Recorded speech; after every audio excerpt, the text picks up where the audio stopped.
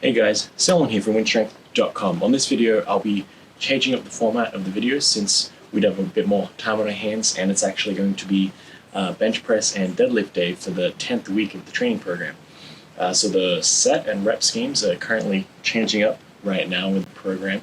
So we're going to be focusing a little bit more on some heavy singles and backing off on that volume work. What I'll do today actually is break up the bench press and the deadlift instead of doing them in the typical superset fashion that I've been doing in the past.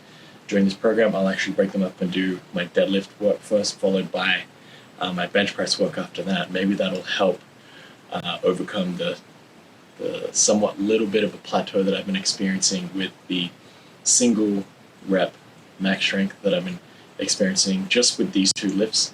I'm hoping that we'll be able to focus on a bit more strength rather than focusing on that conditioning side of things. We'll see how it turns out. In the previous weeks, I have been still increasing that volume work, so the weights being used for the sets across have been going up, but recently the heavy single for the day hasn't been as heavy as it has been in the past. So hopefully this change up will work, and we'll see how it goes from here. So for those of you that follow the channel, you probably be aware of this by now, but my preferred method for warming up with the deadlift and pretty much all the other main compound movements is to just start off with the empty bar and do a lot of reps with those. So for the deadlift, I like a wide grip remaining deadlift with an empty barbell, just because I think that helps fire up the lats a little bit, engage that grip because you're having to force the arms out and really focus on keeping that upper back a little bit more tighter to keep that grip, keep that barbell closer to the body due to that really wide grip of the snatch grip. And then the RDL, just because I like to get that good deep stretch in the hamstrings and the lower back. And then once we start adding weight, that's when I'll start pulling off the floor with a regular grip, regular stance, and my chosen version of the deadlift for that day.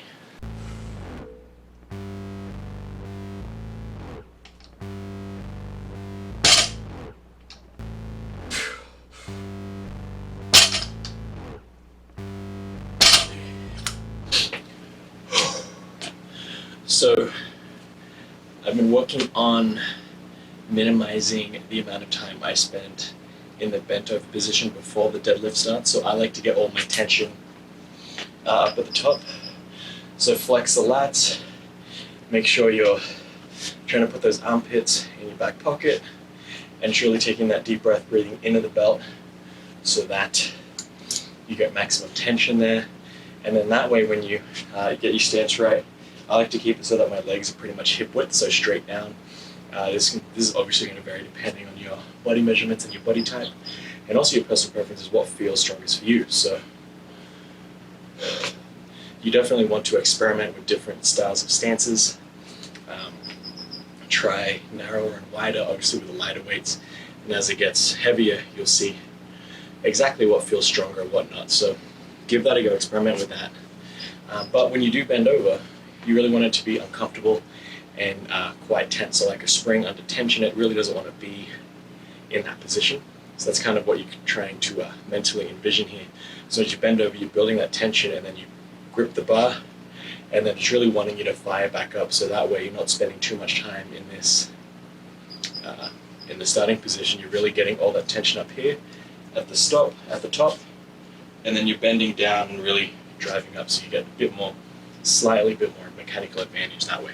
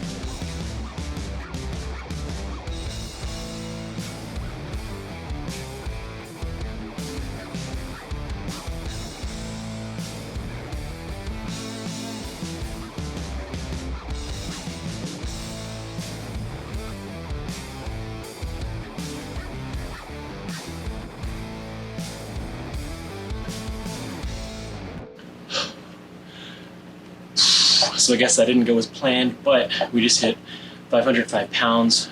That's going to be a top set. I thought potentially it could be an RPE 8, but definitely close to an RPE 9. I'm going to call it there. So we're just going to do some volume work from here on out. Just 2 sets of 4, so nothing crazy with the volume, but we're definitely going to increase that weight that we'll be using for the volume in order to offset in order to drive some more gains there with the time under tension and hypertrophy focus.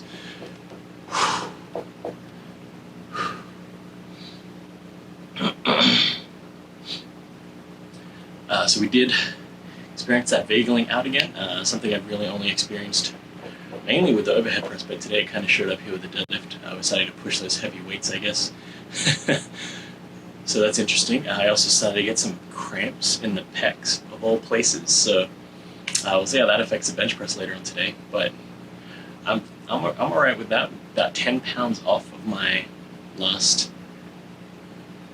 my heaviest deadlift currently. So that's 515 is my top single. So just 10 pounds off of that. So nothing crazy, just 10 pounds shy. We're still pushing that weight up there, which is awesome.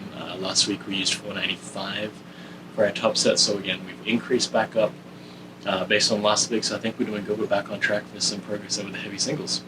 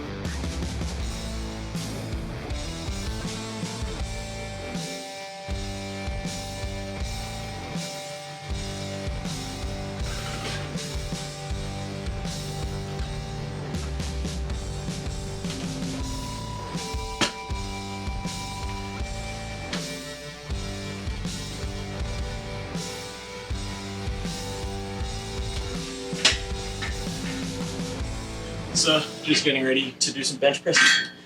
Let's see how it goes by focusing on each of these lifts individually rather than trying to do them in a superset. The deadlift didn't quite go as planned, but we did hit a new rep here, so that's kind of cool, seeing progress that way. Again, strength isn't linear, so we'll see what happens with the bench press.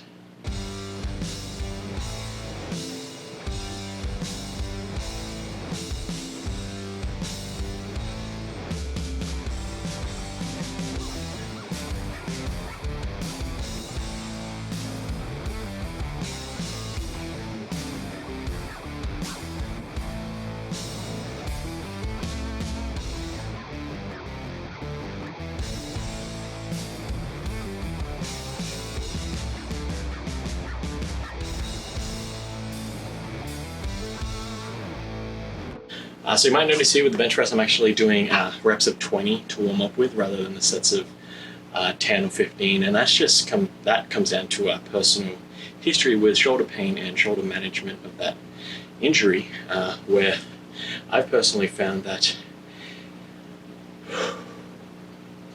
if I do a lot more reps with a lighter weight, so obviously 45 pounds empty barbell, if I do a lot of reps with that weight, it feels like it just primes the body a little bit more, so I have to be a little slower with my warm-up procedure for the bench press rather than, say, the squat or the deadlift or even overhead press in that manner. It does, I think it helps a lot, as well as narrowing in that grip. So you notice I do a bench press with my pinkies out on that outer ring on the barbell.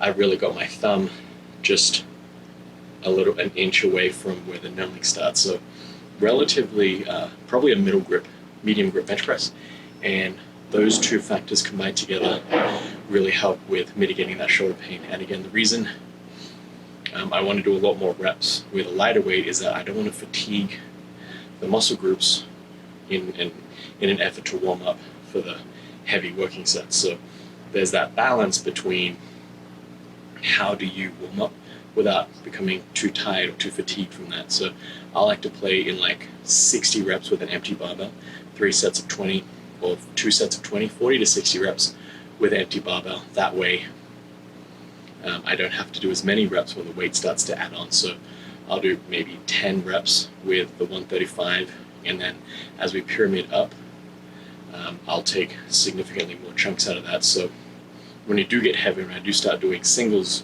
for the bench press, I'm not tired and my joints and body is already warmed up and primed for that movement.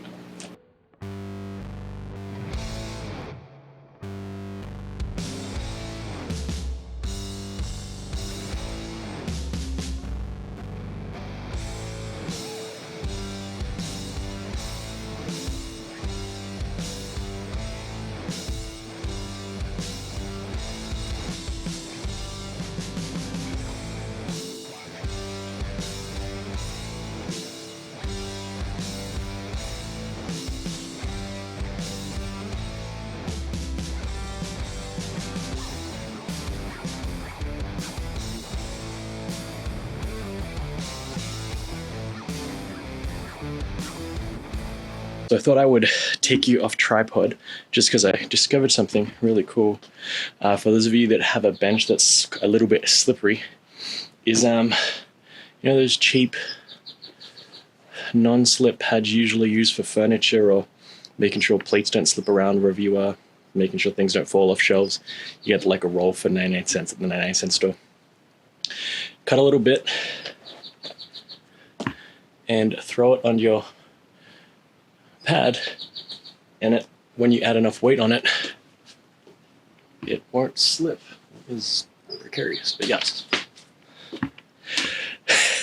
You'll eventually slip, but I think that's a pretty cool, cheap way to add some non-stickiness, to add some non-slipperiness to your bench press pad.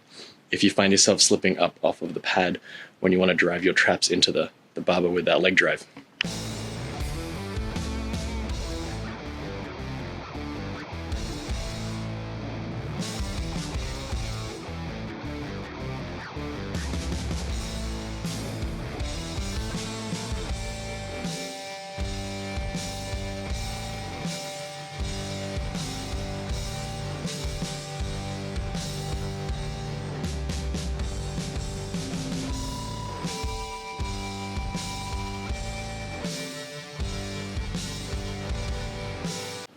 Okay, so we just got done with 315 pounds for the bench press. It felt slow, but I think looking back, the press in didn't look that slow, so I'm gonna aim for 325, which is my last used 1 rep max for the bench press, and we'll see how it goes. Yeah, this will be it, to see if we can bump that back up or if we're gonna stick with that 315, which is the same weight that we used last week.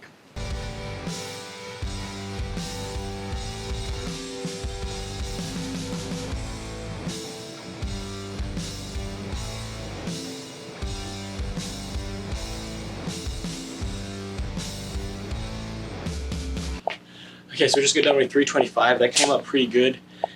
Starting to feel a little bit of the tendonitis in the bicep joint right here on both sides now. So I'm going to call it there. We hit our current 1 rep max, so I'm pretty stoked about that result. We're going to drop it down, do some back off volume work, just like with the deadlift, and this will wrap up today's lifting session. So thanks for watching. Hopefully these daily training vlogs are going to help you out. Hopefully I scatter in some insights there that'll help you along your training journey and see if there is anything that you can kind of pick up along the way.